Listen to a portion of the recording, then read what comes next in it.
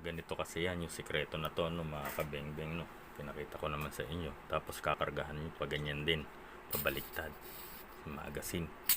Tapos pag nilagyan mo ng bala, ibababa mo lang yung follower. Tapos dito ka maglalagay ng bala. Yan. So ngayon puno na. Tapos lalagay na natin sa unit. Yan. Yan, no. Ganda-gandahan lang natin salpak para hindi malaglag yung magazine, para iwas din sa leak. So testingin natin mga kabengbeng, no. Doon tayo. Yun.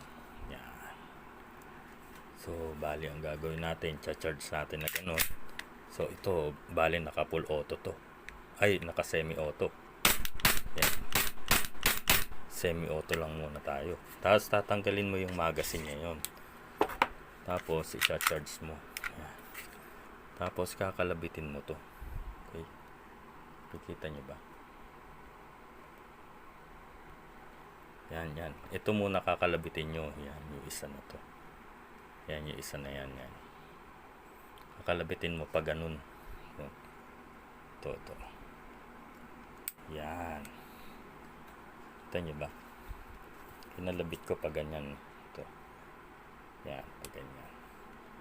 Tapos ito naman, pag-release yon. Kita nyo? Gaganon yun lang yan. Yan. Ngayon, babalik yun ng ganun. Kasi may bala na to sa loob. Ngayon, lalagyan nyo na uli yung magazine nyo. De, full auto na uli siya. Okay. Tapos, kakasa mo ulit. Tapos, alisin mo lang tong, ito naman yung nasa baba naman. Kakalabitin mo para maging semi naman uli siya.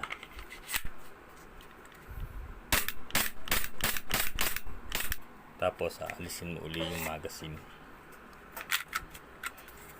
Kakalabitin mo na naman yun. Full auto na uli yan.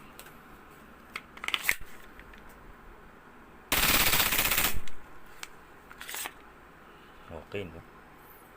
Sambala. Medyo malakas nga lang sa gas. Pero okay. Ayos.